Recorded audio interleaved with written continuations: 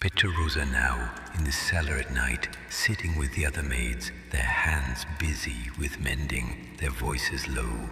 They share stories of villages left behind, of families waiting for their wages, of small hopes for a better life.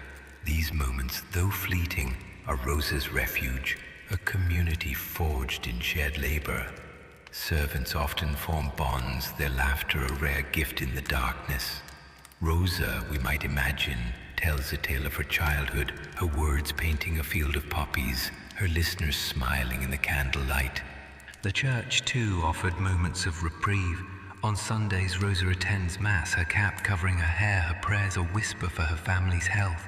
Feast days like that of Saint Zita, the patron saint of servants, brought rare joy, dances in the piazza, a shared loaf of bread. These moments, though brief, were a lifeline, a reminder that Rosa was more than her labor.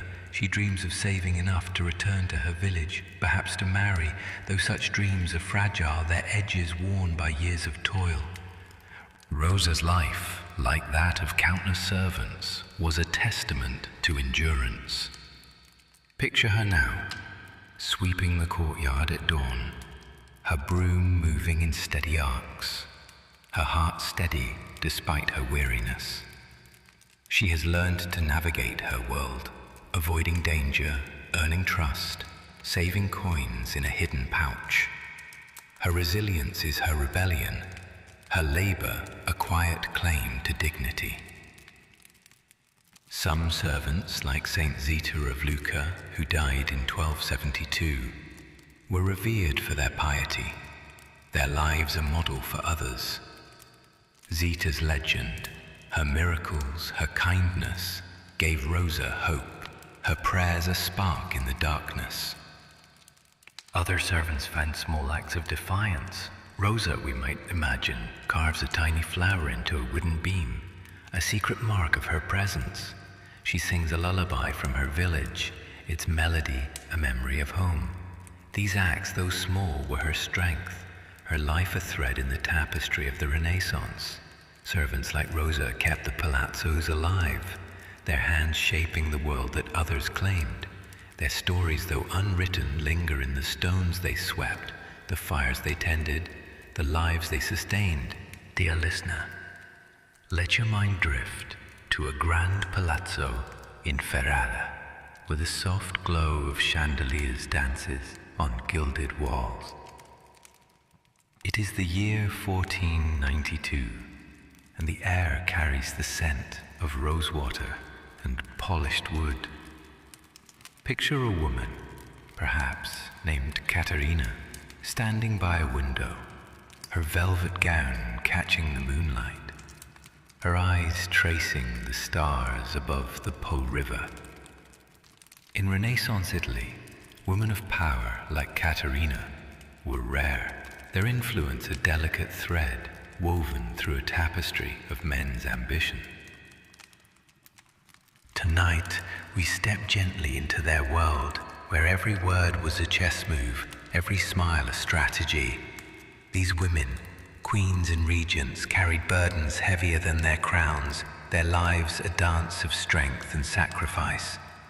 Let the faint strum of a lute guide you now, as we wander through their stories of power and peril. Settle in and let the past unfold gently, like a tapestry unrolling in the twilight. Imagine Caterina's palazzo, its halls alive with the rustle of silk and the murmur of courtiers. The walls are hung with tapestries, their threads depicting tales of valor, while marble statues gleam in the candlelight. Caterina is 35, her dark hair adorned with pearls, her hands steady as she seals a letter to a Milanese ally. She is the wife of a marquis, a woman whose intelligence and charm have made her court a beacon of the Renaissance. In Ferrara, Venice, and Mantua, women like Caterina wielded power, not as rulers in their own right, but as regents, consorts, and patrons, their influence subtle but profound. In Renaissance Italy, power was a man's domain. Italy was war, politics, commerce held by kings, dukes and popes. Yet women like Isabella d'Este, the Marchioness of Mantua, carved out space in this world, their courts centers of art and diplomacy. Caterina, we might imagine, is a figure like Isabella, her husband often absent, her role to govern in his stead. She oversees the court's finances, negotiates with rival families, and hosts poets and painters, her palazzo a stage where she plays both queen and diplomat. Her letters, written in a flowing script, are her weapons, their words binding alliances or soothing tensions. In a world of swords and treaties, Caterina's mind is her strength, her grace a shield against the chaos of politics. Let us linger in the council chamber, where Caterina sits at a long table, her advisors, nobles and scholars, watching her with guarded eyes. The air is heavy with the scent of wax and ink, the room lit by candles that cast long shadows. Caterina speaks softly, her voice measured, proposing a trade agreement with Florence. Her advisors nod, but their smiles hide doubt, for a woman's authority was rarely unquestioned. In Renaissance Italy, women in power faced constant scrutiny. Their decisions weighed against their gender. To rule was to walk a tightrope, balancing strength with deference, ambition with modesty. Isabella d'Este, a real figure who lived from 1474 to 1539, was a master of this balance. Her letters, preserved in Mantua's archives, reveal a woman who negotiated with emperors, commissioned art from Leonardo da Vinci, and ruled as regent for her son. Yet, even Isabella faced criticism, her intelligence called cunning, her authority seen as unnatural. Caterina, like Isabella, feels this weight. Her husband's brother, a rival for power, whispers of her womanly weakness. His words a threat to her influence. She counters with diplomacy, hosting feasts where her charm disarms, her gifts of gold and art securing loyalty. Her court, like Isabella's, is a haven for artists, its walls adorned with paintings she has chosen, her patronage a quiet claim to power. Picture now a banquet hall where Caterina presides over a table laden with silver and Murano glass. Her gown of crimson velvet gleams, but her heart is heavy with the cost of her role. To be a woman in power was to live under a microscope, every action judged, every mistake magnified. The church, a constant presence, preached that women's place was in the home, their authority subordinate to men's. Preachers quoted St. Paul, warning against women who stepped beyond their bounds. Caterina attends Mass daily, her prayers a plea for wisdom, but the priest's sermons remind her of her precarious place. Her piety must be flawless, her modesty unimpeachable, lest her enemies find fault. The political world was no kinder. Rival families like the Sforza or Medici watched for weakness, their spies reporting every misstep. Caterina's decisions to tax a merchant, to ally with Venice, could spark war or ruin. Her letters to allies, written late into the night, are a dance of words, each phrase crafted to avoid offense. Yet, criticism was inevitable. A failed harvest, a lost battle, could be blamed on her. Her gender a convenient scapegoat. In 1499, when Isabella d'Este faced a rebellion in Mantua, courtiers whispered of her womanly folly, though her diplomacy quelled the unrest. Caterina, we might imagine, faces similar whispers, her resolve tested by those who doubt her right to rule. To drift to the library, where Caterina sits alone, a book of Plutarch open before her. The air is cool, the shelves lined with manuscripts, Latin poetry, histories, letters from her allies. Education was her foundation, a rare gift for a woman of her time. Like Isabella d'Este, who studied Latin and Greek, Caterina was taught by tutors, her mind honed for the court's demands. She reads voraciously, her knowledge a shield against those who question her. Her letters sent to scholars and princes are her voice, their elegance a testament to her skill. She commissions a portrait we might imagine, her image painted by a young artist, its lines capturing her strength and serenity. Patronage was another tool, one Caterina wields with care. She funds poets, like those who wrote for Isabella, their verses praising her wisdom. She commissions frescoes for the Palazzo, their scenes of myth, a reflection of her taste. These acts, though costly, are her legacy, her influence woven into the art and culture of Ferrara. Yet they come at a price. Her treasury is strained, her husband's advisors grumbling at her spending. She balances their complaints with promises, her diplomacy a delicate dance. Her court, like a chessboard, requires every move to be calculated, every gesture a step towards securing her power. Picture Caterina now, in her private chamber, her veil removed, her face weary in the mirror's reflection. Power demanded sacrifice, its weight felt in her solitude. Her marriage, arranged for alliance, is a partnership of duty, not love. Her husband, often away, leaves her to rule alone. Is trust in her tempered by his absence? Her children, a son and daughter, are her joy, but their futures depend on her success. She arranges their marriages, her heart aching as she sends them to distant courts. Her role as mother secondary to her role as regent. The emotional toll was heavy.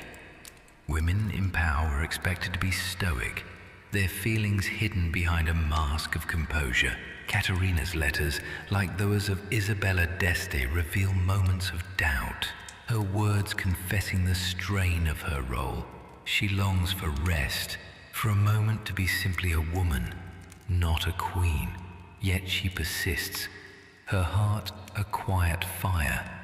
She writes to her daughter, her words a blend of advice and love, a hope that her child might know a freer world. These moments, though private, are her defiance, her love a rebellion against the demands of power. Women like Caterina were the rare stars of Renaissance Italy, their light shining through a world that sought to dim them. They ruled with wit, governed with grace, and shaped the culture of their time. Picture them now, in courts across Italy, their voices soft but commanding, their hands guiding the future. They were consorts, regents, patrons, their stories woven into the art and alliances of the Renaissance.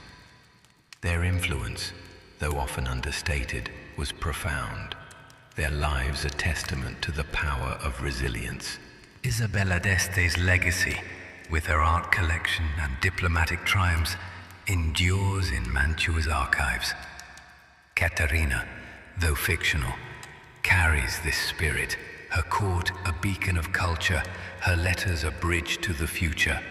Her life, like that of countless women in power, is a reminder that strength can wear a velvet gown, that courage can speak in a whisper. Let their memory linger now, as the night deepens, as the palazzo fades into shadow. Dear listener, let your mind drift to a bustling marketplace in Siena, where the morning sun bathes the cobblestones in golden light. It is the year 1494, and the air hums with the scent of fresh bread, ripe figs, and crushed herbs. Picture a woman, perhaps named Teresa, standing behind the wooden stall, her hands arranging baskets of olives, her voice calling softly to passers-by. In Renaissance Italy, market women like Teresa were the heartbeat of the city's trade, their tenacity weaving a thread through the chaos of commerce. Tonight, we step gently into their world, where every coin was hard won, every sale a small victory. Their stories, vibrant yet overlooked, speak of labor, community, and quiet strength. Let the gentle clatter of the market guide you now as we wander through their lives of trade and resilience. Settle in and let the past unfold gently, like a basket woven in the dawn. Imagine Teresa's stall, a modest wooden table in Siena's Piazza del Campo, its surface laden with olives, herbs, and woven baskets from her village.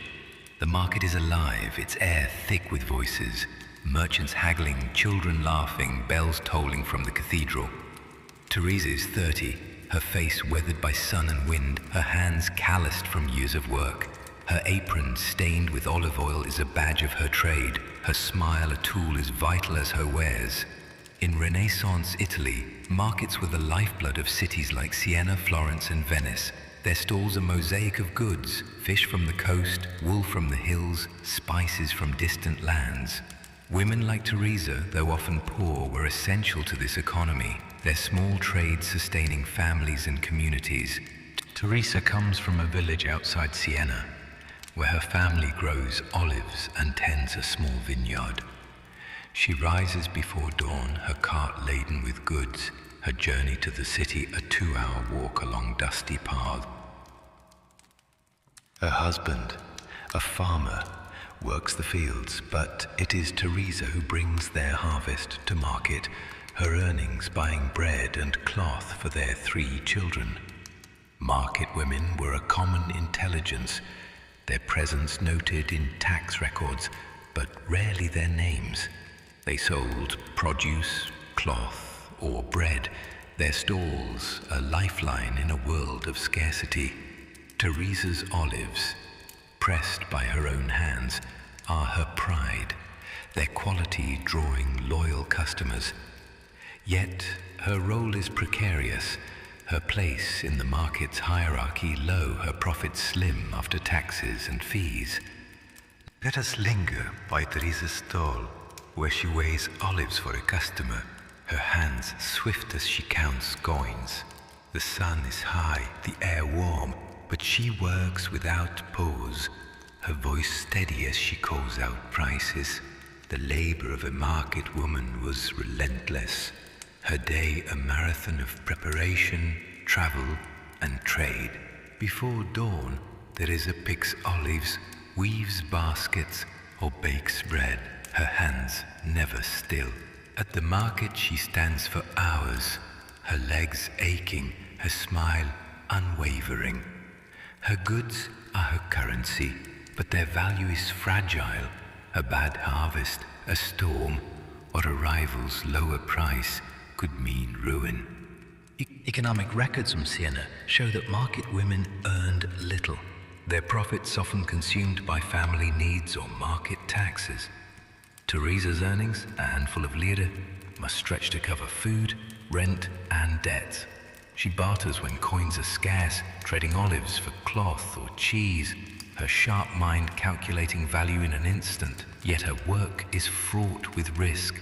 Thieves lurk in the market, their hands quick to steal. Inspectors, appointed by the city, check weights and quality, their fines a threat to her livelihood. Teresa has paid such fines, her savings drained by a scale deemed faulty, her protests ignored by men who see her as less.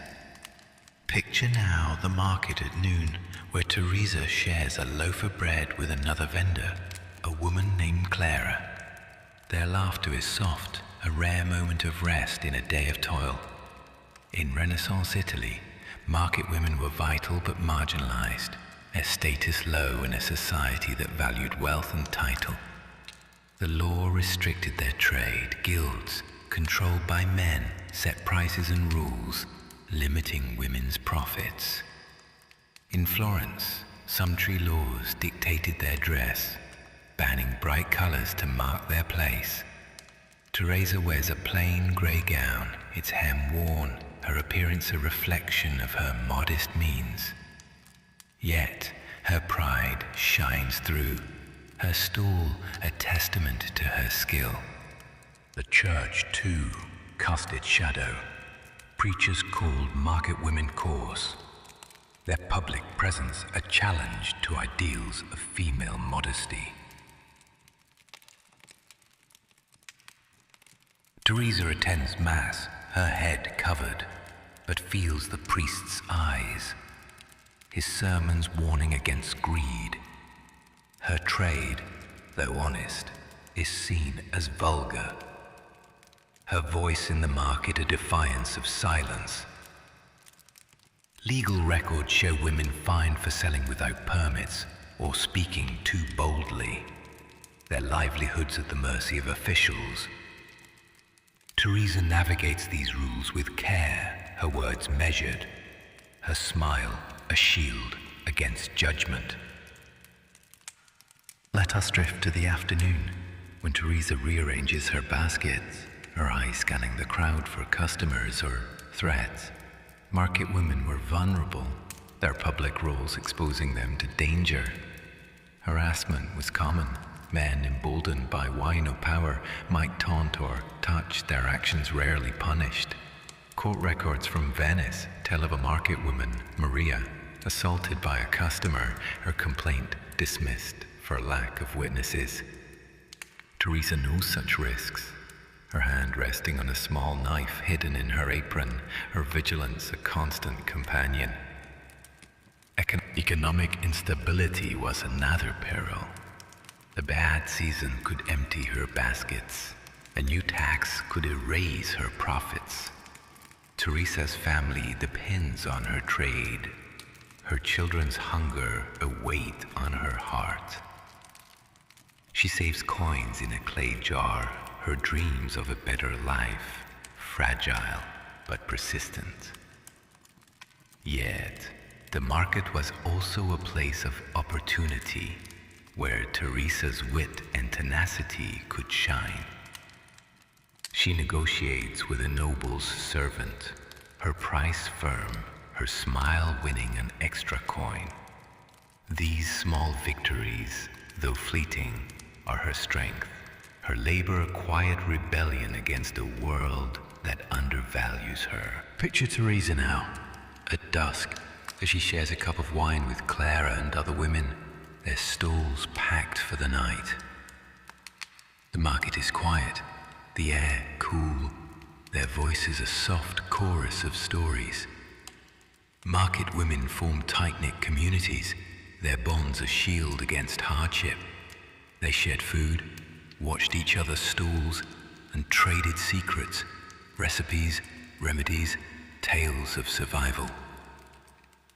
In Siena, records show women forming informal guilds, their cooperation a defiance of male-dominated systems.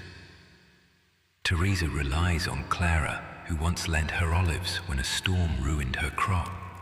Their friendship a lifeline in a precarious world. These women also found solace in faith. On feast days, Teresa joins the market women in the piazza, their simple dresses brightened by shared laughter. They honor St. Catherine of Siena, their patron, with candles and prayers, their faith a source of strength. These moments, though brief, were their rebellion, their voices rising above the market's din, their hearts united in hope. Teresa's life, like that of countless market women, was a testament to tenacity. Picture her now, walking home under the stars, her cart lighter but her heart full. She has sold enough to buy bread and cloth. Her children's smiles her reward. Her hands, rough and stained, are her pride, her stall a symbol of her endurance. Women like Teresa were the unsung engines of Renaissance Italy, their trade feeding cities, their labor sustaining families. Their names were rarely recorded, but their impact was profound. their goods the lifeblood of the market. Some market women, like those in Venice's Rialto, gained small fame, their quality drawing wealthy patrons. Teresa dreams of such success. Her olives perhaps one day sold to a noble's kitchen. She teaches her daughter to weave baskets, her son to count coins, her lessons a hope for their future.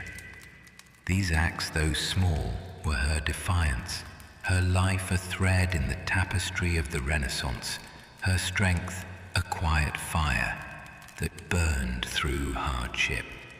Dear listener, let your mind drift to a small cottage on the outskirts of Bologna, where the soft glow of a lantern spills into the night. It is the year 1496, and the air is heavy with the scent of lavender and simmering herbs. Picture a woman, perhaps named Lucia, grinding chamomile in a mortar, her hands steady as she prepares a remedy for a fevered child. In Renaissance Italy, women healers like Lucia were the guardians of life, their knowledge a lifeline in villages and cities. Yet their craft was shadowed by suspicion. Tonight we step gently into their world, where every cure was a risk, every herb a potential accusation. Their stories, woven with care and courage, speak of resilience in the face of fear. Let the faint clink of a pestle guide you now as we wander through their lives of healing and peril. Settle in and let the past unfold gently, like a poultice laid upon a wound. Imagine Lucia's cottage, a humble dwelling with a thatched roof and walls lined with bundles of dried herbs, sage, fennel, mint. The fire in the hearth casts a warm glow, its crackle mingling with the hum of a village settling into dusk. Lucia is 40, her face etched with lines from years of tending the sick, her hands stained with the green of crushed leaves.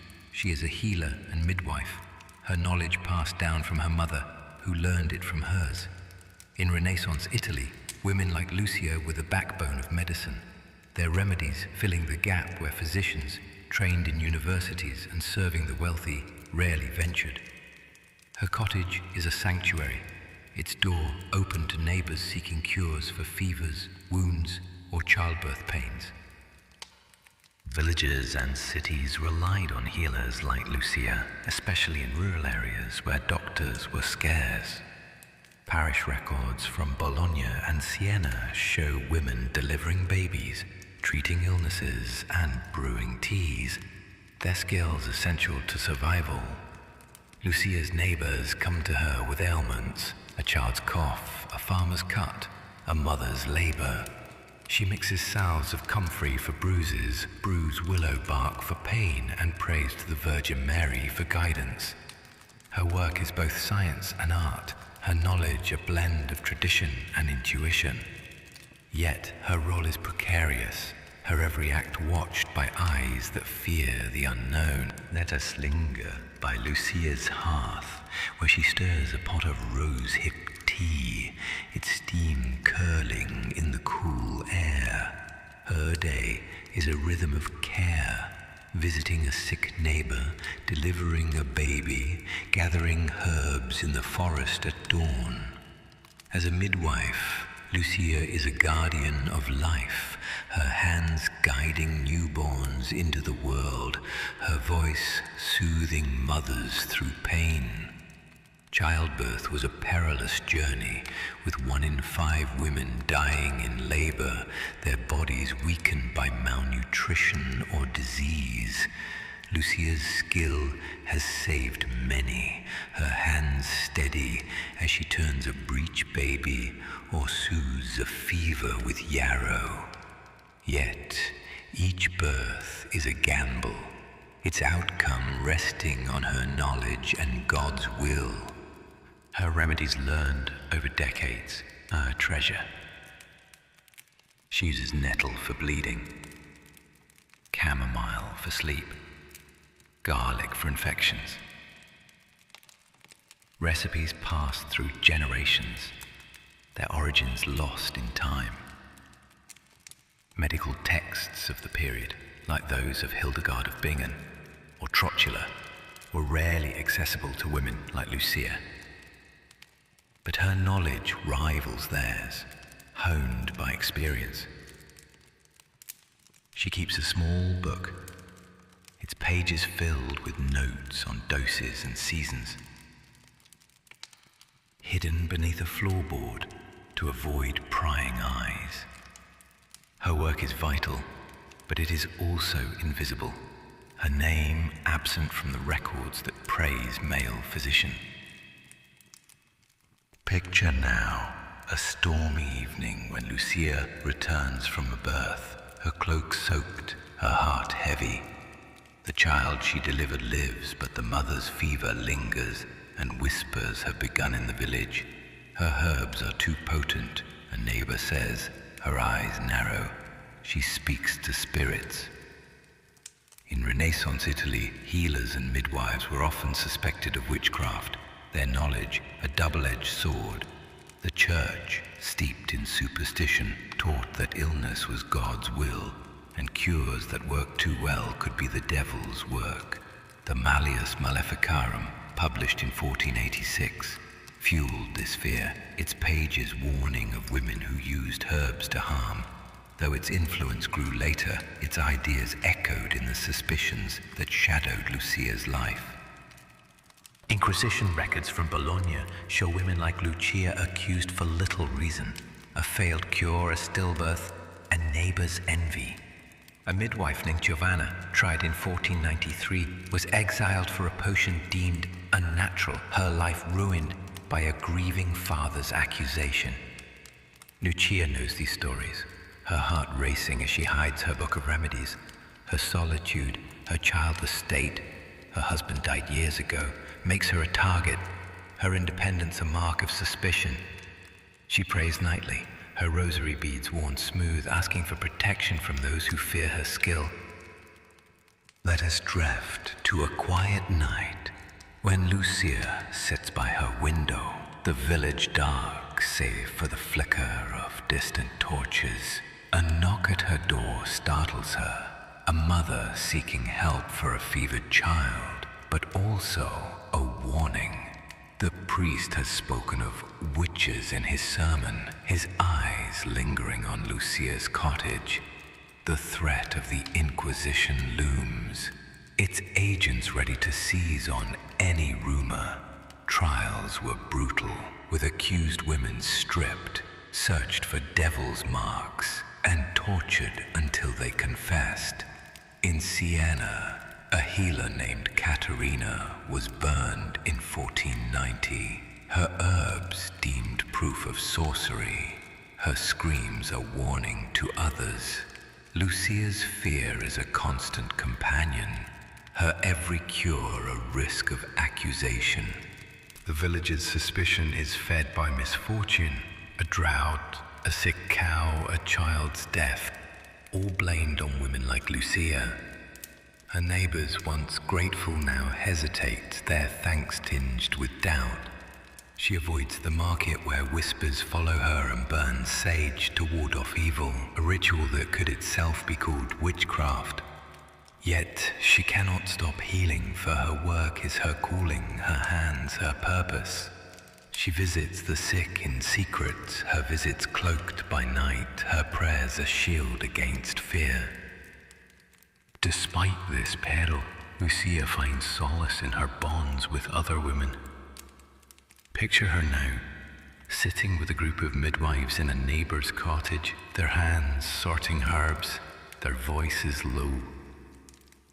They share remedies, mint for nausea, elderflower for colds, and stories of births and losses. These women, healers and midwives, formed a quiet network, their knowledge a shared treasure. In Florence, Records show midwives meeting to exchange skills, their gatherings a defiance of suspicion. Lucia relies on these women, their support a lifeline when a birth goes wrong or a rumour spreads. They pray together, their candles lit for St. Margaret, the patron of childbirth. Their faith, a bond that holds them fast. The church, though a source of fear, also offered moments of reprieve. On feast days, Lucia joins the village women in the piazza, their songs rising above the fear. These moments, though fleeting, are her strength, her community a shield against isolation. She teaches a young girl, her neighbor's daughter, to grind herbs, her lessons a hope for the future. These acts, though small, are her rebellion, her knowledge a legacy that no accusation can erase. Lucia's life, like that of countless healers, was a testament to resilience. Picture her now tending a child's fever, her hands cool against the boy's brow, her voice a soothing hum. She has saved lives, eased pain, and brought hope. Her work a quiet miracle in a world of fear. Her courage, though unseen, is profound. Her hands a bridge between life and death. Women like Lucia were the unsung healers of Renaissance Italy, their remedies the foundation of community survival. Their names were rarely recorded, but their impact lingered in the lives they saved, the children they delivered, the hope they kindled. Some healers, like those in Venice's apothecary records, gained small recognition, their skills sought by nobles. Lucia dreams of such a life, her cottage perhaps one day a shop of remedies. She teaches her apprentice with care, her knowledge a gift to the next generation. Her life, though shadowed by suspicion, is a light, her care a defiance of fear.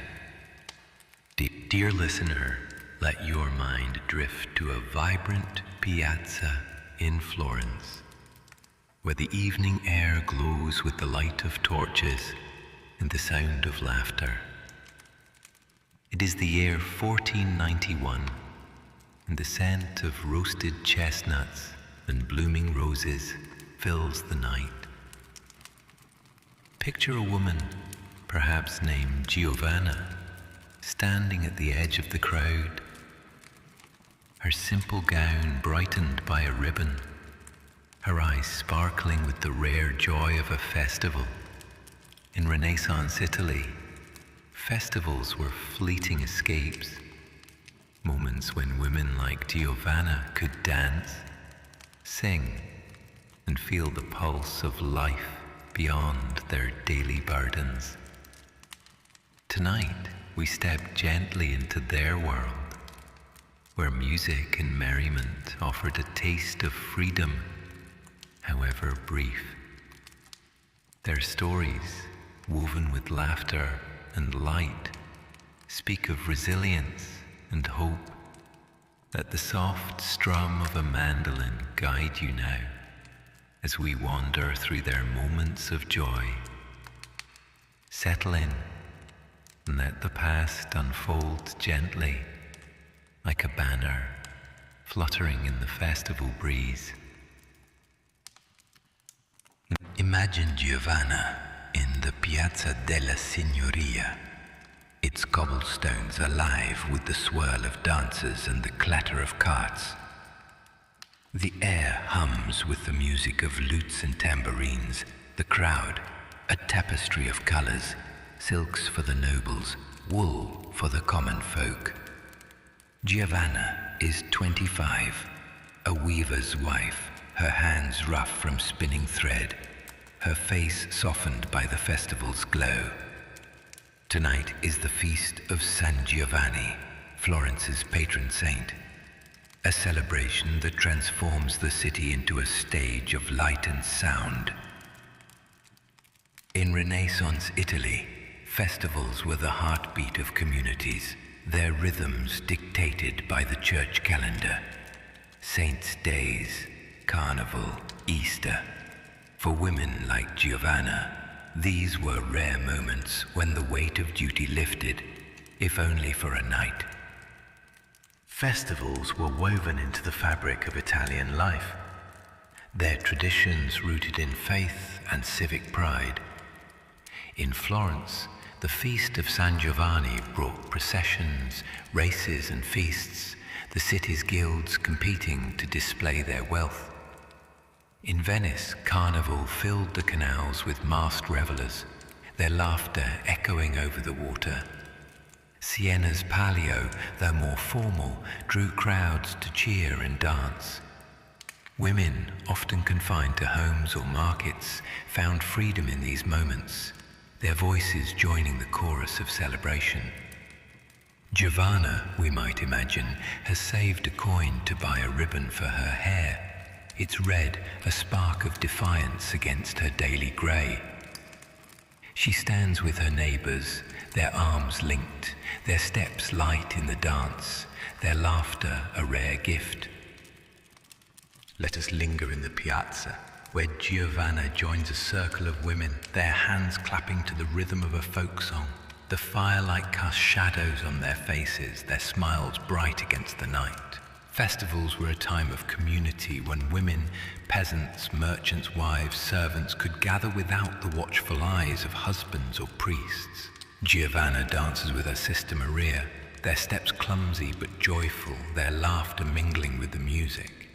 In Renaissance Italy, such moments were precious, a chance to escape the roles that bound them: wife, mother, labourer, and simply be. Records from Florence describe women's roles in festivals, their voices singing hymns, their hands decorating altars or baking sweets for feasts. During Carnival, women donned masks, their identities hidden, their spirits free to jest and flirt. Giovanna, though not masked, feels this freedom, her ribbon a small rebellion, her dance a moment of release. She shares a cup of wine with Maria, their stories of children and chores blending with laughter. These bonds, forged in the piazza's glow, were a lifeline, their strength the quiet defiance of a world that sought to silence them. Picture Giovanna now pausing to catch her breath, her eyes scanning the crowd. The festival is joyous, but it is not without limits. In Renaissance Italy, women's freedom, even in celebration, was curtailed by law and custom. Sumptuary laws dictated their dress, banning bright colours or lavish adornments for women of Giovanna's class. Her ribbon, though modest, draws a frown from a passing matron. Her disapproval, a reminder of propriety. The church, ever watchful, ensured festivals remained pious, its priests preaching against excess.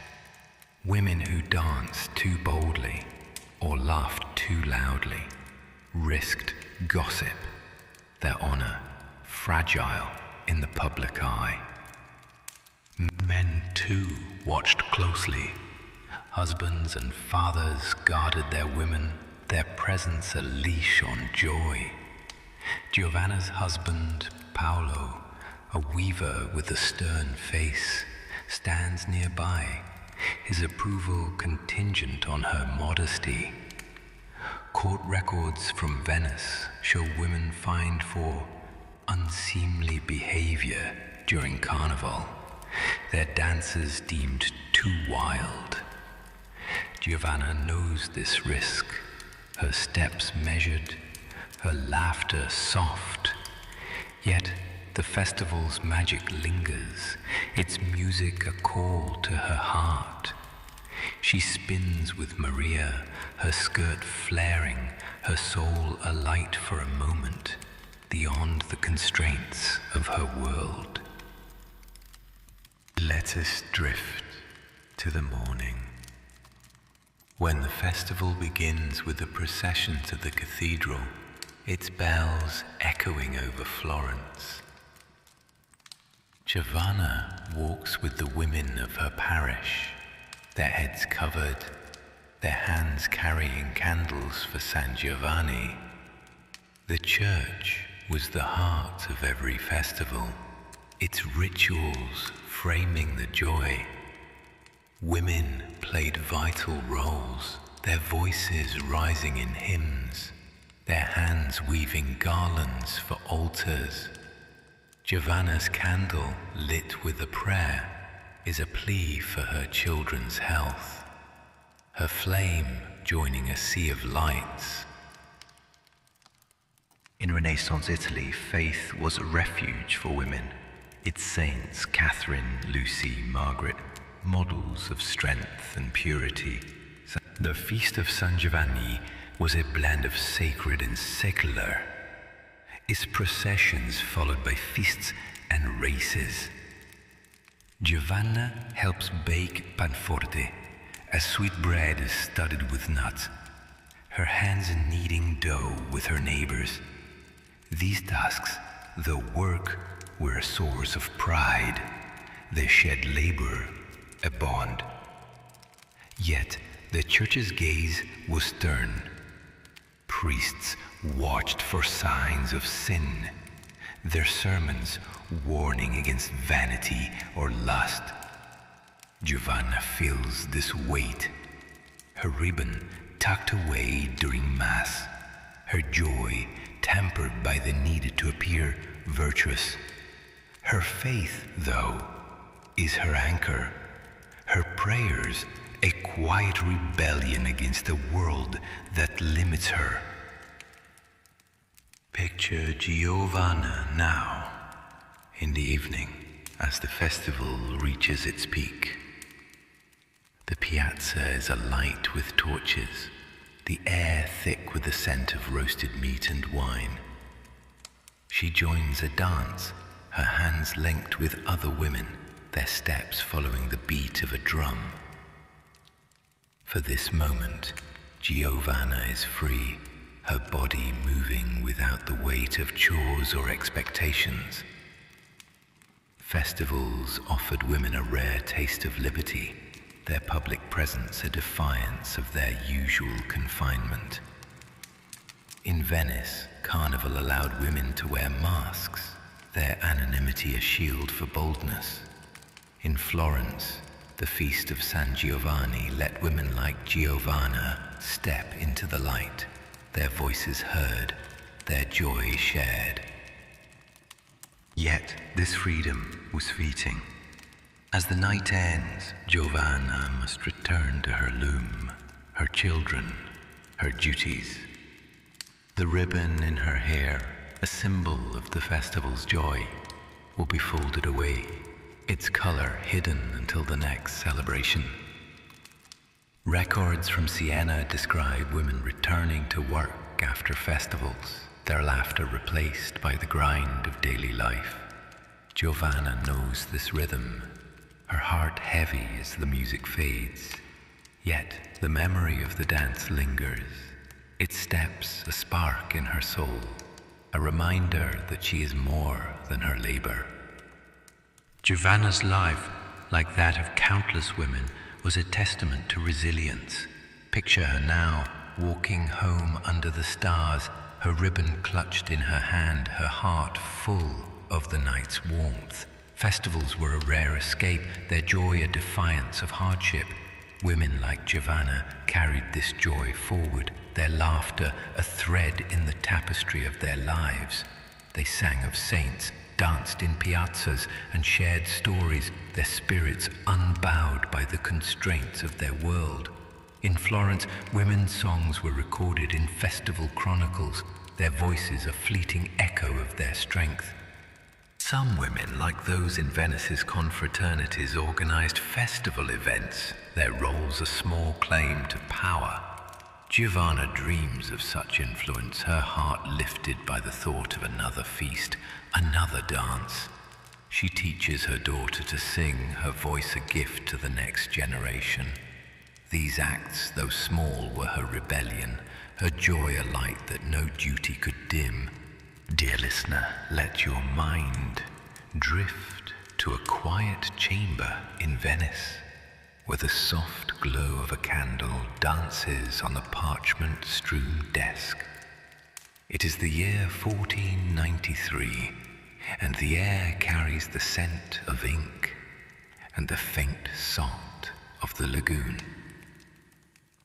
Picture a woman, perhaps named Clara, her quill scratching softly, her eyes alight with words that long to be free. In Renaissance Italy, writing was a man's domain, its pages guarded by scholars and scribes. Yet women like Clara dared to pen their thoughts, their voices a quiet rebellion against silence. Tonight, we step gently into their world, where every word was a risk, every poem a defiance. Their stories, written in the margins of history, speak of courage and creativity.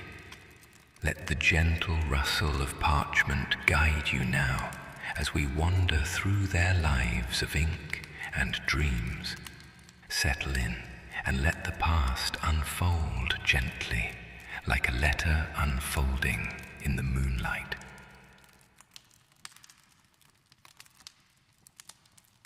Imagine Clara's room, a small space in her family's modest palazzo, its walls lined with shelves of books, Petrarch's sonnets, Boccaccio's tales, a worn copy of Virgil. The air is cool, the window open to the hum of Venice's canals, where gondolas glide in the dusk. Clara is 24, her dark hair loosely braided, her hands stained with ink from hours of writing. She is the daughter of a merchant, her education a rare gift from a father who valued her mind but feared its ambition. In Renaissance Italy, women's voices were meant for prayer or whispers, not for the bold strokes of a quill. Yet, Clara writes, her poems and letters, a secret world where her thoughts can soar. The Renaissance was a time of literary flowering, when humanists revived the classics and poets sang of love and glory. Men like Dante and Ariosto filled libraries with their works, their names celebrated in courts and universities. Women, however, were rarely welcomed in this world.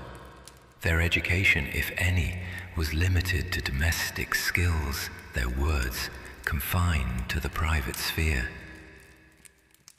Clara learned to read and write from her brother's tutor, her lessons stolen in moments when the house was quiet. She devoured books in secret, her mind drinking in ideas like water. But her father warned her. A woman's words are dangerous. Her poems, hidden in a locked chest, are her defiance, each line a step into a world forbidden to her. Let us linger by Clara's desk, where she pens a sonnet, her quill moving with care, her heart heavy with the weight of her silence. In Renaissance Italy, women writers faced a labyrinth of barriers. Publishing was a man's privilege, its presses controlled by male printers and patrons. Women's works, if published, were often dismissed as novelties or attributed to men. Laura Serreta, a Venetian scholar who lived from 1469 to 1499, wrote letters defending women's right to learn, but her work was mocked. her intellect cold, unnatural. Clara, we might imagine, dreams of seeing her poems in print.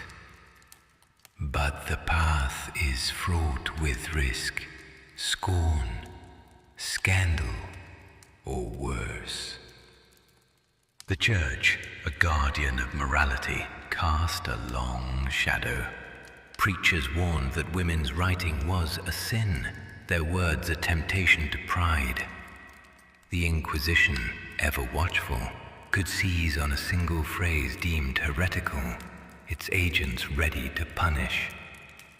Clara writes in Latin and Italian, her verses careful, her ideas veiled in metaphor to avoid suspicion. Her brother, now a scholar in Padua, shares her work with friends, but their praise is tempered by caution. A woman's pen must be discreet. Clara's heart aches at this, her words a fire she cannot fully unleash, her voice a whisper in a world that demands silence. Picture now a family banquet where Clara sits quietly, her father's guests, merchants and poets discussing the works of Ariosto.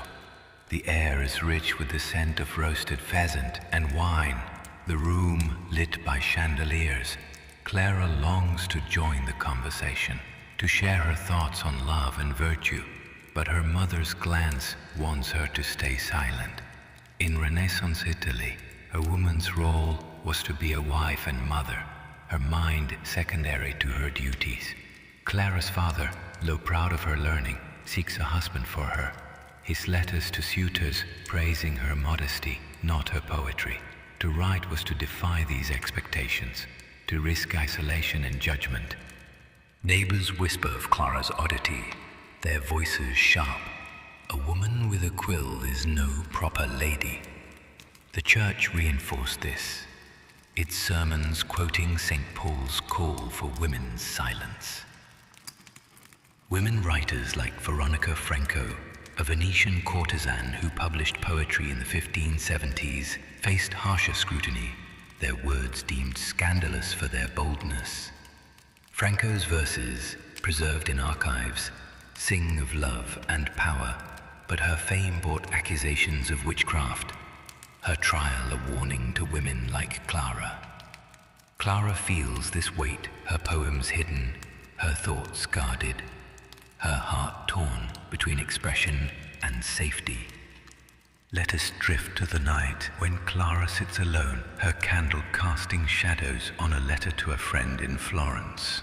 Her words are bold, her ideas a challenge to the world's constraints.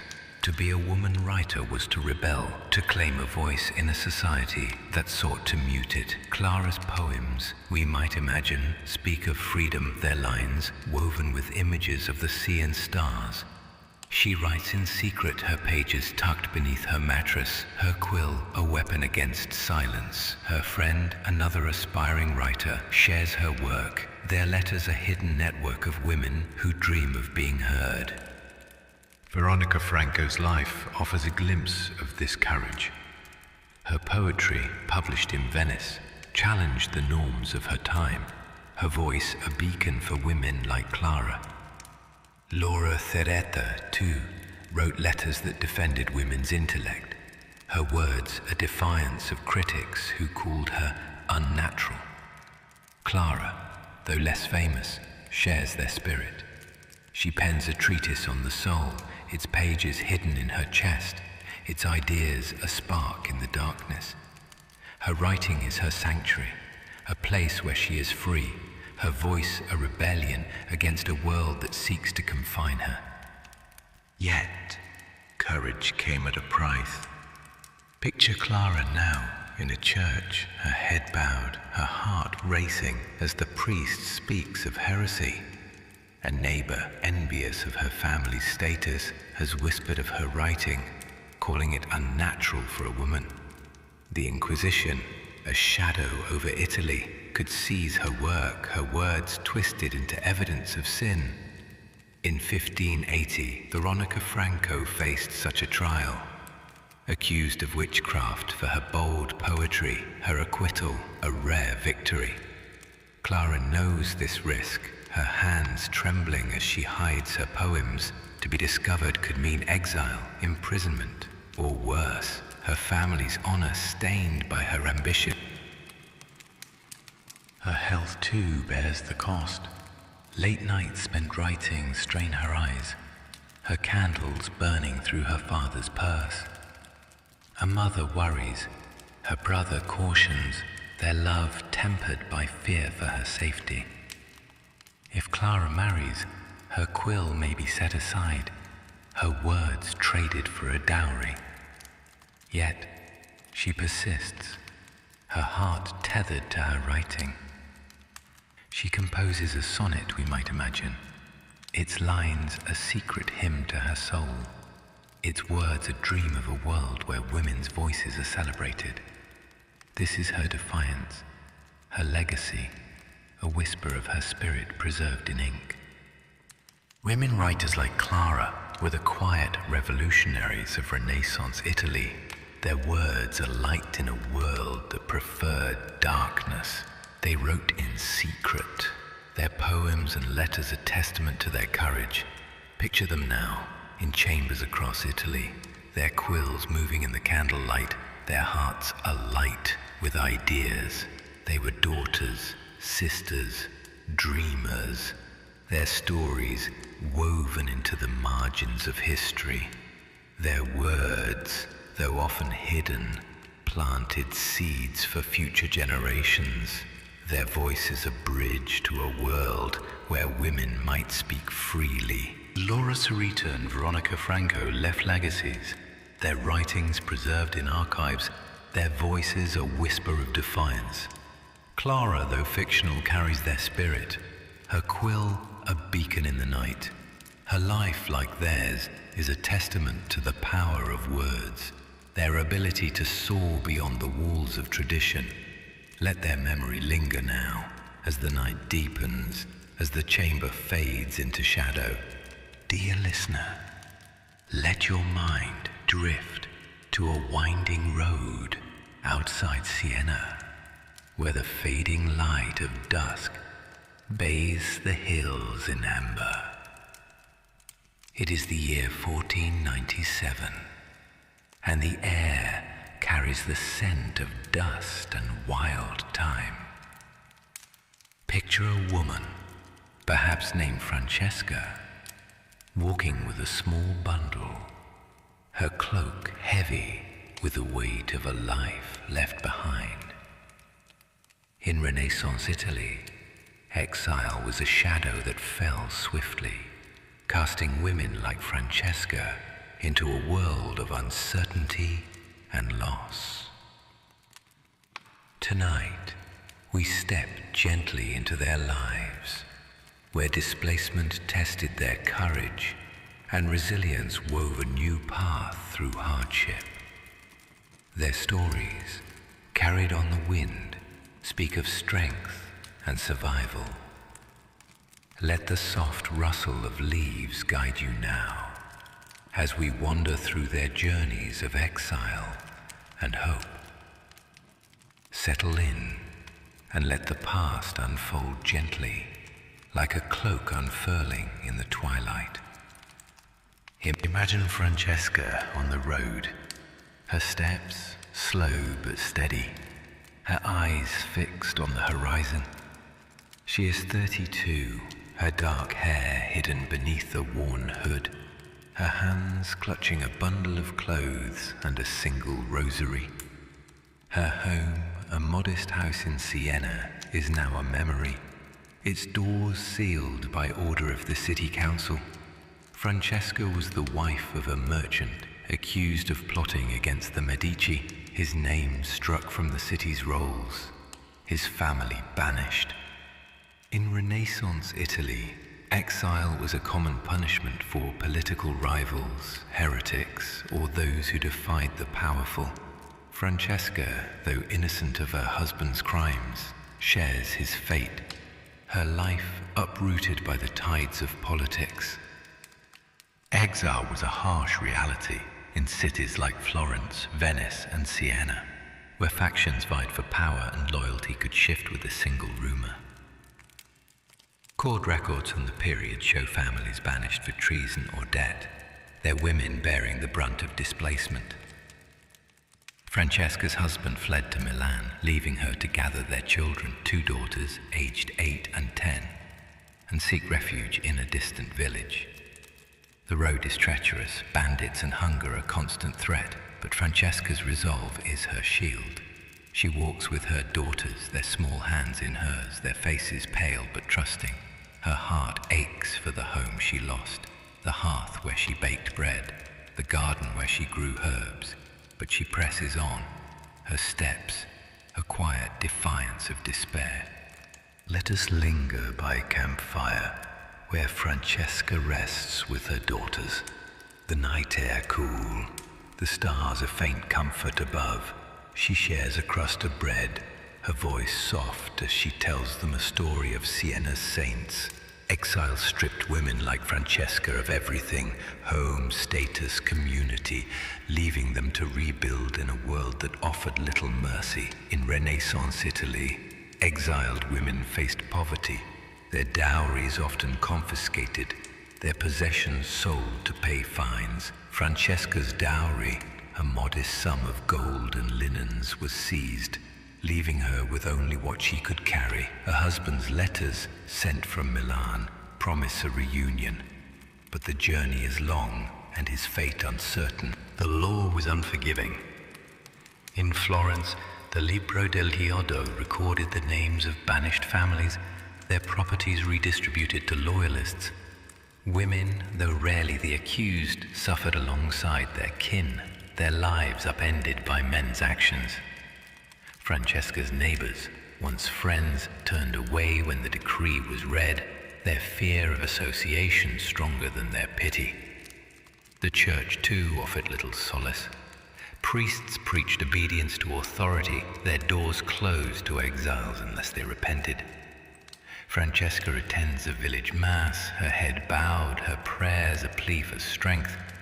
But the priest's eyes are cold, her presence a stain on the congregation. Picture Francesca now, in a small village near Bologna, where she has found temporary shelter in a widow's barn. The air smells of hay and damp earth, her daughter's asleep on a straw pallet. Exiled women were vulnerable, their status as outsiders marking them as prey. Bandits roamed the roads, and villages distrusted strangers, their doors locked to those without kin. Francesca has faced leers from men, their offers of help laced with danger. Court records from Venice tell of exiled women assaulted or robbed, their complaints ignored by local officials. Francesca keeps a knife hidden in her cloak, its weight a comfort against the night's threats. Economic survival was another battle. Without a home or trade, Francesca takes in sewing, her needle moving by candlelight, her earnings barely enough for bread. She sells a mother's rosary, its beads a memory of better days, to buy shoes for her daughters. In Siena, exiled women often turned to begging or menial work, their former lives erased by their banishment. Francesca's skills as a merchant's wife, managing accounts, bargaining, are useless here, her knowledge irrelevant in a village that values only labor. Yet, she persists, her hands steady, her heart tethered to her daughter's future. Let us drift to a market day where Francesca stands with other women, their baskets heavy with vegetables and gossip. The air is warm, the chatter a welcome hum after months of silence. Exiled women often found solace in new communities, their bonds forged in shared hardship. Francesca befriends the widow, Anna, who shares her barn and her stories. Anna too was exiled years ago, her husband a casualty of Florence's wars. Together, they trade skills. Francesca's sewing for Anna's herbs. Their friendship a lifeline in a strange land. In Renaissance Italy, women form networks. Their support a shield against isolation. Records from Bologna show exiled women joining confraternities, their charity work a path to acceptance. Francesca helps Anna bake bread for the poor, her hands kneading dough, her heart warmed by the act. These moments, though small, are her rebellion, her kindness, a defiance of loss. She teaches her daughters to sing. Their voices a spark of Siena in a foreign village, their songs a thread to the past. Picture Francesca now in a rented room, her daughters playing by a small hearth.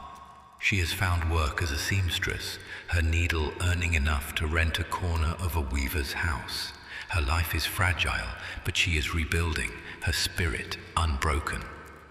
Exiled women like Francesca were resilient, their adaptability a testament to their strength. Some, like the noblewoman Lucrezia de' Medici, exiled from Florence in the 1490s, used their status to secure new alliances, their wit rebuilding their lives.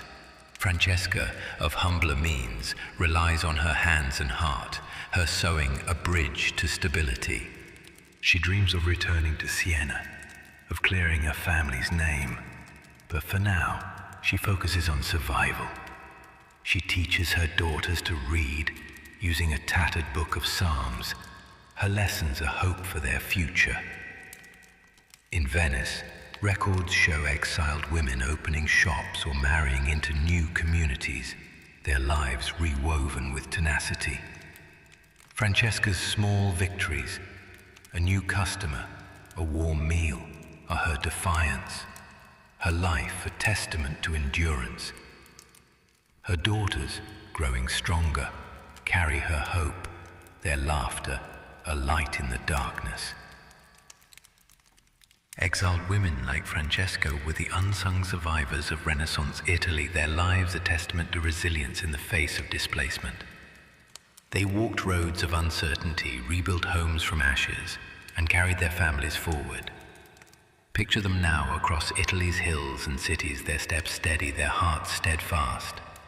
Their stories, though rarely recorded, linger in the letters they wrote, the communities they built, the lives they sustained. Francesca's journey, though fictional, echoes the courage of countless women, their strength a thread in the tapestry of the Renaissance. Those without kin. Francesca has faced leers from men, their offers of help laced with danger.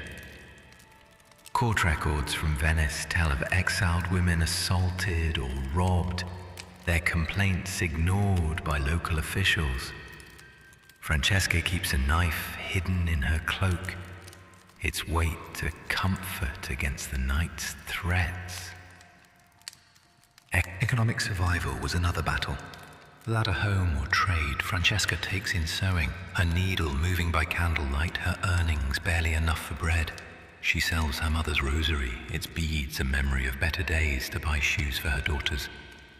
In Siena, exiled women often turn to begging or menial work, their former lives erased by their banishment.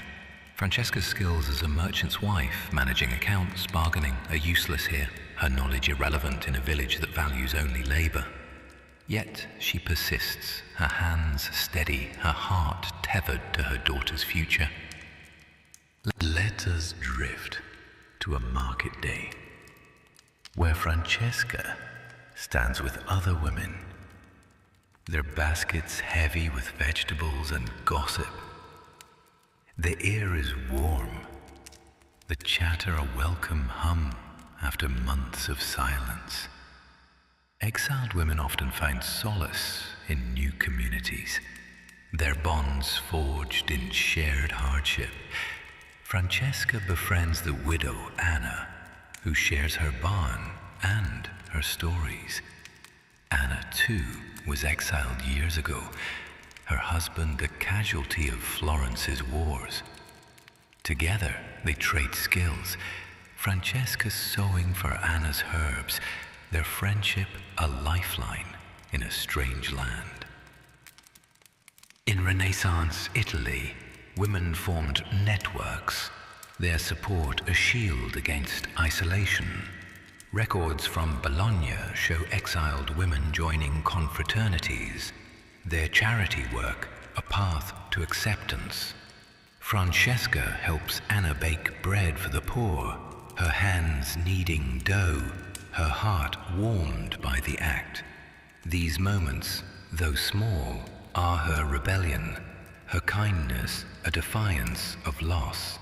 She teaches her daughters to sing, their voices a spark of sienna in a foreign village, their songs a thread to the past. Picture Francesca now, in a rented room, her daughters playing by a small hearth. She has found work as a seamstress, her needle earning enough to rent a corner of a weaver's house.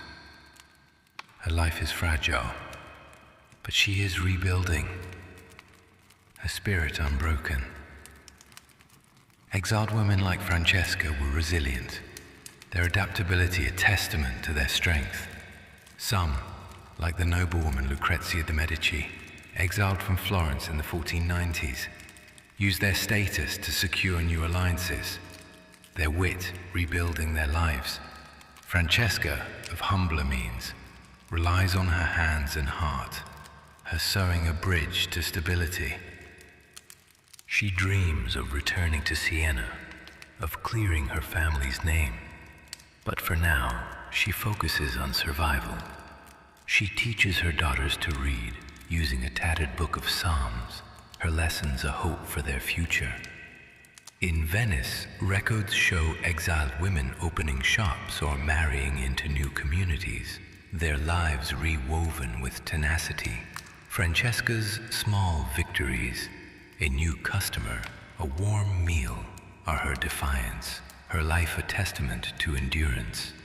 Her daughters, growing stronger, carry her hope, their laughter a light in the darkness. Exiled women like Francesca were the unsung survivors of Renaissance Italy, their lives a testament to resilience in the face of displacement.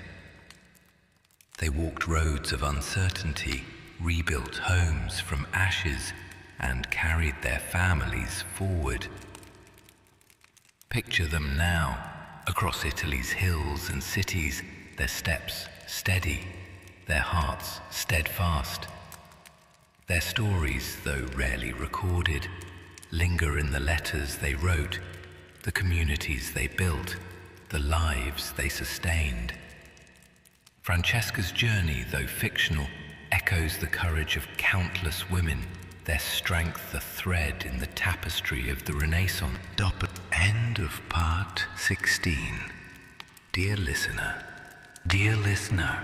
let your mind drift to a shadowed attic in Padua, where the faint glow of a candle flickers against rough-hewn beams. It is the year 1499, and the air carries the scent of wax and old parchment. Picture a woman, perhaps named Agnese, kneeling in prayer, her whispered words a challenge to the church's iron grip. In Renaissance Italy, religious dissent was a spark that could ignite persecution. Yet women like Agnese dared to question, their faith a quiet rebellion against orthodoxy. Tonight we step gently into their world, where belief was both a sanctuary and a danger, where devotion could lead to exile or death. Their stories whispered in secret speak of courage and conviction. Let the soft murmur of her prayers guide you now as we wander through their lives of defiance and devotion. settle in and let the past unfold gently like a psalter opening in the twilight. Imagine Agnès' attic, a cramped space above her family's modest home.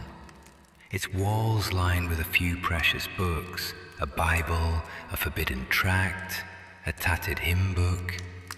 The air is heavy, the silence broken only by the distant toll of church bells and the creak of the floor beneath her knees. Agnès is 30, her dark hair hidden beneath a plain cap, her hands worn from weaving cloth to support her widowed mother. She is a dissenter, her heart drawn to ideas that challenge the Catholic Church's teachings. In Renaissance Italy, the Church was a monolith, its doctrines shaping every aspect of life, its Inquisition a shadow that loomed over any who questioned its authority. Agnès, though, has heard whispers of reform, of salvation through faith alone, of a Bible in the vernacular, and her soul burns with their truth. The Renaissance was a time of religious ferment, when ideas from the north, later called the Protestant Reformation, began to seep into Italy. In Venice, Padua, and Ferrara, small groups of dissenters met in secret, reading forbidden texts by Luther or Erasmus. Women, though rarely leaders, were vital to these circles, their homes a refuge for debate, their prayers a quiet defiance. Agnès learned these ideas from a traveling scholar, his words smuggled in a book hidden beneath her weaving. She meets with others in the attic, their voices low, their faith a shared secret. Her heart, once content with the Church's rituals, now seeks a purer truth, her prayers a rebellion against the gilded altars of Rome. Let us linger in the attic, where Agnès reads a passage from a forbidden Bible, her voice a whisper, her eyes alight with conviction. Her dissent is simple but profound. She believes the Church's wealth and rituals obscure God's word, that salvation comes through faith, not indulgences. In Renaissance Italy, such ideas were heresy. Their adherents hunted by the Inquisition, women, like Agnès, were especially vulnerable. Their voices seen as unnatural, their beliefs a threat to the social order. The Church taught that women's faith should be obedient, their prayers confined to rosaries, not questions. Yet Agnès' heart will not be silent, her mind stirred by the scholar's words, her soul tethered to a truth she cannot deny. Inquisition records from Venice show women accused of heresy for reading vernacular Bibles or questioning priests. A woman named Isabella, tried in 1497, was exiled for owning a forbidden text. Her family shunned. Agnès knows these stories, her hands trembling as she hides her books beneath a loose floorboard. Her mother, devout and fearful, begs her to stop, her tears a plea for safety. But Agnès cannot, her faith a fire that burns brighter than fear. She meets with her group, artisans, widows, a seamstress, each risking all for their beliefs. Their prayers, sung in Italian, are a defiance of Latin masses. Their words a claim to a faith they can understand. Picture Agnès now, in the quiet of midnight, her candle dim as she writes a letter to a friend in Ferrara. Her words failed in code. The Inquisition is a constant threat, its spies lurking in churches and markets, their reports a spark that could ignite a trial. In Renaissance Italy, the Holy Office was relentless, its agents seizing books, questioning neighbors, torturing the accused to extract confessions. Women, seen as weaker and more susceptible to the devil, were frequent targets. A seamstress in Padua tried in 1495 was burned for denying the Virgin's intercession. Her screams a warning to others. Agnese feels this danger. Her prayers a plea for courage. Her secrecy a shield against betrayal. The process was brutal. Accused women were stripped, searched for marks of the devil, and questioned under pain. Torture, ropes, racks, burning irons, forced confessions, true or false. Agnese's neighbor, a quiet woman who joined their meetings, was questioned last month, her name whispered by a jealous rival. She recanted her exile a mercy, but her fate haunts Agnese. The priest in her parish watches her, his sermons warning of heretics who defy God's church. Agnese attends Mass, her head bowed, her heart racing, knowing a single slip, a book found, a word overheard, could mean her end. Let us drift to a market day, where Agnese buys bread, her eyes avoiding the priest's gaze. The air is warm, the stalls alive with chatter, but she feels alone, her dissent a wall between her and her neighbors. In Renaissance Italy, religious dissenters were outcasts, their beliefs isolating them from community and kin. Agnese's mother, though loving, fears her daughter's ideas, her prayers a plea for conformity. Her brother, a weaver, refuses to speak of her meetings, his silence a shield for his family. Agnese carries this loneliness, her heart heavy with the cost of her faith. Society judged dissenters harshly, especially women. Neighbors whispered of Agnese's late-night candles, their gossip a spark that could draw the Inquisition. The Church's teachings, rooted in control, branded women's questioning as sinful, their intellect suspect. Yet Agnese finds solace in her attic. Her prayers a connection to a God she believes speaks to all. She reads the Bible in secret, its pages a comfort, its words a rebellion against the Church's gatekeepers. Her faith, though dangerous, is her strength, her heart a sanctuary where she's free. Picture Agnese now in her attic, sharing bread with her small group, their voices a soft hymn in the darkness. Their meetings, though risky, are her refuge. Their shared faith a bond stronger than fear. Women dissenters, though few, were vital to reformist circles. Their homes a haven for forbidden ideas. In Venice, a woman named Lucrezia hosted such meetings, her trial in 1498 revealing a network of women who read and prayed together. Agnese, we might imagine, leads her group in prayer, her voice steady, her words a call to courage. They share a vernacular psalter, its Italian verses a defiance of Latin's exclusivity. Agnese's resilience is her rebellion. She writes letters, coded to avoid detection, her words a bridge to other dissenters. She teaches a young girl, her neighbor's daughter, to read the Bible, her lessons a hope for the future. These acts, though small, her defiance, her faith a light that no shadow can dim. Some women, like those in Ferrara's reformist circles, escaped persecution, their ideas spreading in secret. Agnese dreams of such a legacy, her prayers a spark for a world where faith is free. Women like Agnese were the quiet martyrs of Renaissance Italy, their faith a challenge to a church that sought to silence them. They prayed in attics, read forbidden texts, and held fast to their beliefs, their lives a testament to courage. Picture them now, across Italy's cities and villages, their candles burning in the night, their hearts steadfast.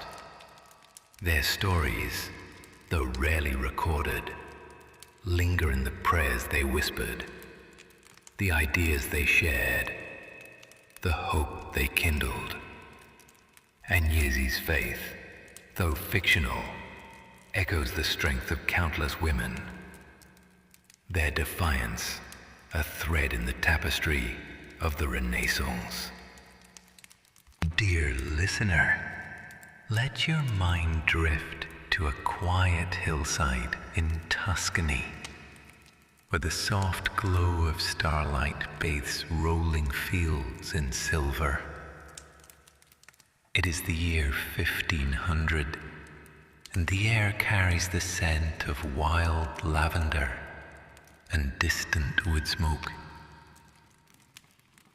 Picture a woman, perhaps named Elena, sitting by a stone bench, her hands tracing the pages of a worn book, its stories whispering of her ancestors. In Renaissance Italy, women's lives were bound by duty and silence, yet their courage, labor, and dreams wove a tapestry that endures through time. Tonight, we step gently into their legacy, a final journey through the lives we've met, nuns and queens, healers and writers, mothers and exiles. Their stories, though often unwritten, are the heartbeat of history. Let the soft rustle of pages guide you now as we wander through their enduring threads of resilience. Settle in and let the past unfold gently, like a star rising in the twilight. Imagine Elena on her hillside, the book in her lap, a collection of tales, some written, some whispered, passed down from her mother, her grandmother, her great-aunts. Elena is 28, a weaver's daughter, her hands skilled at spinning wool, her heart full of stories she has gathered from her kin.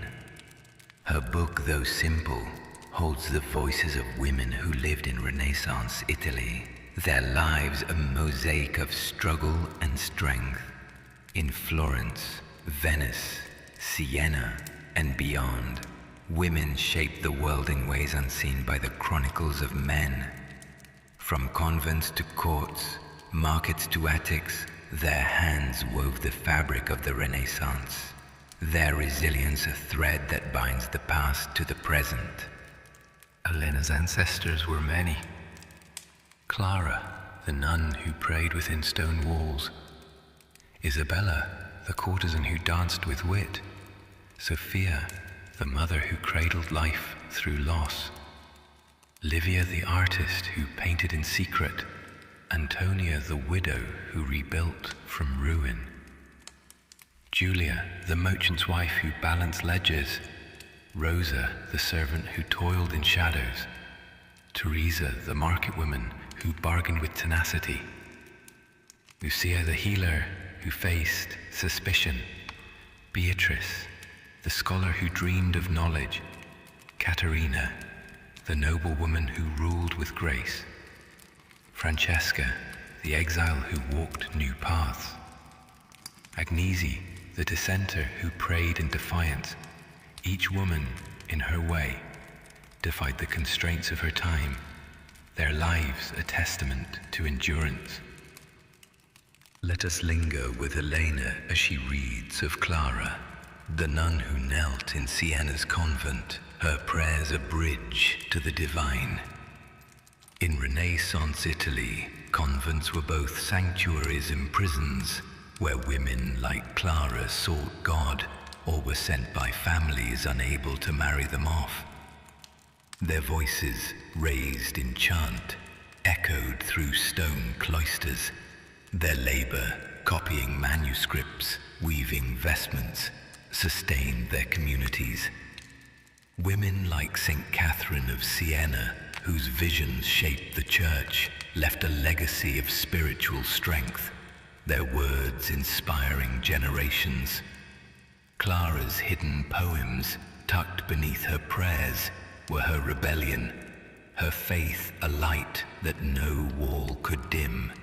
Elena, reading these words, feels their power, her heart stirred by the courage of women who found purpose in confinement. The convent's legacy was one of quiet influence. Nuns preserved knowledge, their scriptoria filled with books that shaped the Renaissance's intellectual revival. Their prayers, though silent to history, were a foundation for the church's rituals, their charity feeding the poor. Elena imagines Clara's hands, worn from work, her eyes fixed on a crucifix, her soul soaring beyond her cell. These women, though bound by vows, wove a thread of resilience, their legacy enduring in the hymns still sung, the manuscripts still read. Picture Elaine and I turning a page to Isabella, the courtesan whose wit lit Venice's salons. Courtesans like Veronica Franco, who published poetry in the 1570s, were muses and intellectuals, their voices a rare defiance of silence. They navigated a world of patrons and peril, their beauty a currency, their minds a weapon. Isabella's poems, we might imagine, spoke of love and freedom, their lines a rebellion against a society that scorned her. Her palazzo, though modest, was a stage where she shone, her laughter a spark in the night. Elena, reading these verses, feels their fire, her heart warmed by the courage of women who claimed power in a world that sought to shame them. The courtesan's legacy was one of art and agency. Their poetry and music enriched the Renaissance, their salons fostering debates that shaped culture. Despite the Church's condemnation and the Inquisition's threats, women like Isabella left their mark, their words preserved in archives, their influence felt in the art they inspired. Eleanor traces their names, her fingers lingering on the page, their stories a reminder that even the marginalized could shape history. Elena's book turns to Sophia, the mother whose love sustained her children through loss.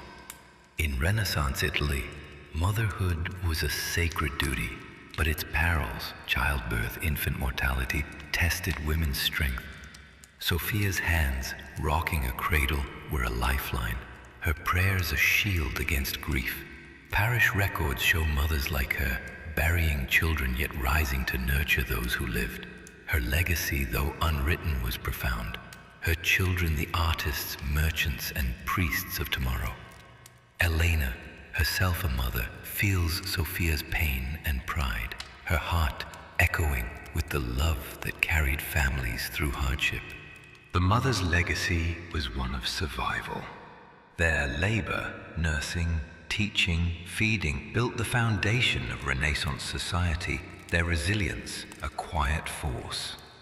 Elena imagines Sophia's lullabies, their melodies lingering in her own songs to her child. These women, though rarely named, wove a thread of care, their love a legacy that endures in every generation. Let us drift to Livia, the artist whose brush defied a world that denied women's talent. In studios across Italy, women like Sofonisba Anguissola painted portraits, their work often unsigned, their genius hidden. Livia's self-portrait, we might imagine, captured her soul, its colors a rebellion against obscurity. Her legacy, though small, lives in the canvases of Florence and Venice, their beauty a testament to her skill.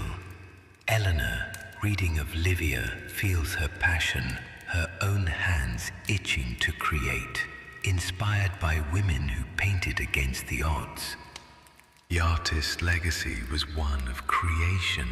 Their works, though few, enriched the Renaissance. Their talent, a spark that lit galleries and churches. Eleanor imagines Livia's studio, its air thick with linseed oil, her brush a beacon in the darkness. These women, though overshadowed, wove a thread of beauty, their art a legacy that speaks across centuries. Elena's pages turn to Antonia, the widow who rebuilt her life from loss. Widows like Alessandra Strozzi managed estates, their letters a record of resilience. Antonia's ledger, we might imagine, was her shield, her sewing a lifeline for her children. In Renaissance Italy, widowhood was a precarious state. Yet women like Antonia found strength in adversity, their hands shaping their families' futures.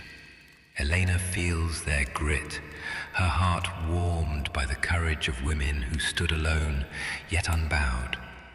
The widow's legacy was one of endurance. Their management of households and trades sustained communities, their stories preserved in letters and ledgers. Eleanor imagines Antonia's table, its surface worn by years of work, her resolve a thread that binds her to the present. These women, though marginalized, wove a legacy of survival, their strength a foundation for those who followed. Picture Julia, the merchant's wife whose ledger kept her family afloat. Women like Margherita Dani managed trade networks, their calculations vital to the Renaissance economy. Julia's hands, we might imagine, tallied wool and spices, her mind sharp despite society's constraints. Elena, reading of Julia, feels her determination, her own hands steady as she weaves, inspired by women who balanced commerce and care. The merchant wife's legacy was one of partnership. Their work, though invisible, fueled Italy's prosperity, their ledgers a record of their skill. Elena imagines Julia's market, its stalls alive with her voice, her bargaining a thread of resilience. These women, though unnamed in guild records, wove a legacy of ingenuity, their efforts a cornerstone of the Renaissance. Elena's book speaks of Rosa, the servant whose labor kept palazzas alive. Servants like St. Zita toiled in shadows, their hands sweeping, cooking, mending. Rosa's broom, we might imagine, was her pride, her work a quiet defiance of invisibility. Elena feels her weariness, her own hands calloused from weaving, her heart warmed by the strength of women who carried burdens unseen. The servant's legacy was one of sacrifice. Their labor sustained the grandeur of Renaissance Italy, their lives a foundation for others' glory. Eleanor imagines Rosa's cellar, its air damp but warm with her laughter, her resilience a thread that endures. These women, though forgotten, wove a legacy of duty, their work a silent hymn to endurance. Teresa, the market woman, fills another page, her olives a symbol of her tenacity. Market women, like those in Venice's Rialto, fed cities, their bargaining a dance of survival. Teresa's stall, we might imagine, was a kingdom, a voice a spark in the market's din.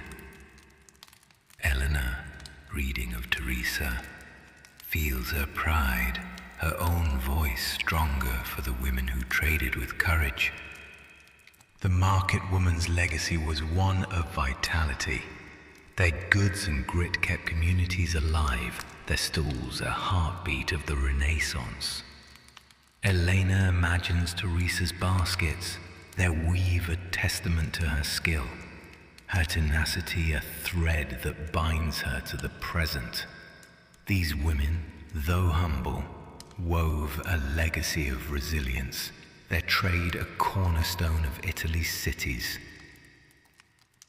Lucia, the healer, comes next. Her herbs a lifeline in a world of suspicion. Healers like those in Bologna's records saved lives. Their remedies a blend of tradition and intuition. Lucia's hands, we might imagine, soothed fevers and delivered babies. Her courage a defiance of accusations. Eleanor feels her care, her own heart warmed by the women who healed despite fear. The healer's legacy was one of compassion. Their knowledge preserved lives, their skills a bridge between science and faith. Elena imagines Lucia's cottage, its ethic with herbs, her care a thread that endures. These women, though shadowed by suspicion, wove a legacy of healing, their hands a light in the darkness. Beatrice, the scholar, fills another page, her quill a weapon against silence.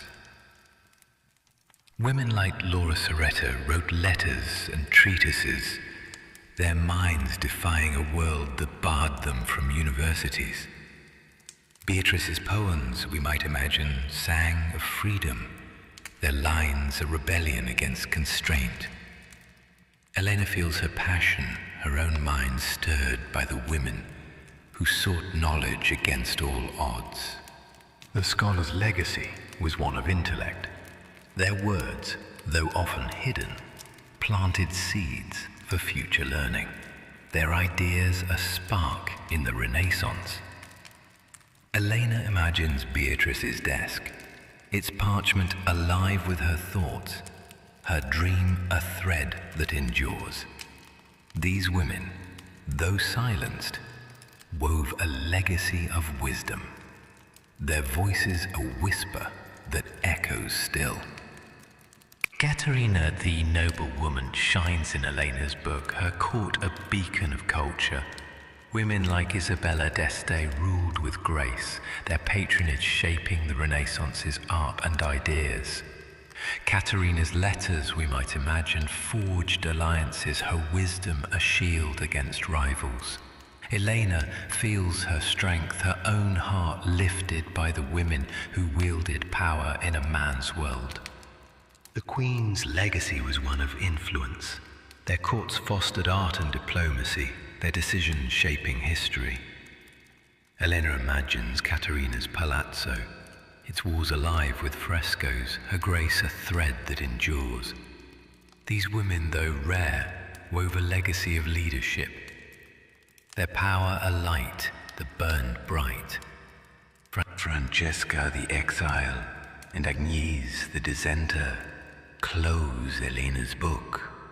Francesca walked roads of displacement, her resilience rebuilding a life from loss.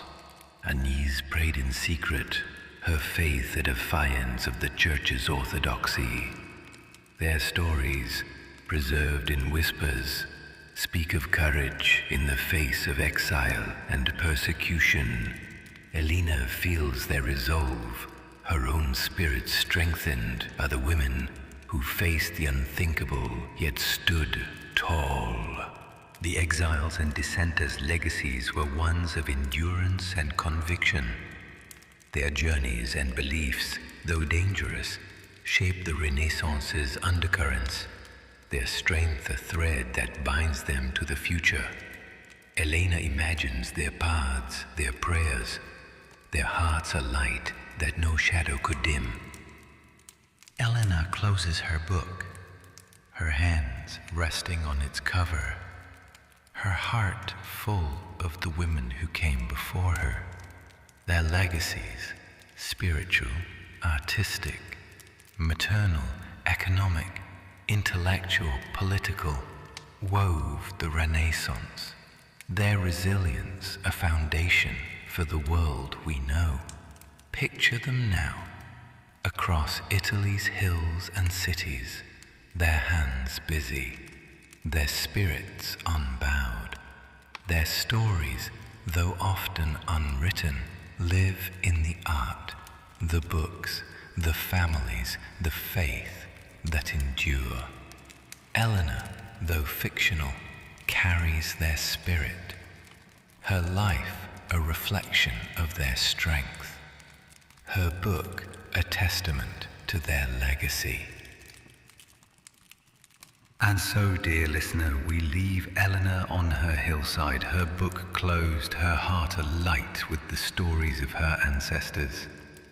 The stars of Tuscany shine softly, their light fading into the night. Let the gentle rustle of her pages guide you now, as the world of Renaissance Italy slips away. The women of this time, with their courage and their care, wove a legacy stronger than stone, their lives a tapestry of resilience. Rest now as their stories settle around you soft as a woven thread. This is the end of our journey, but their light endures.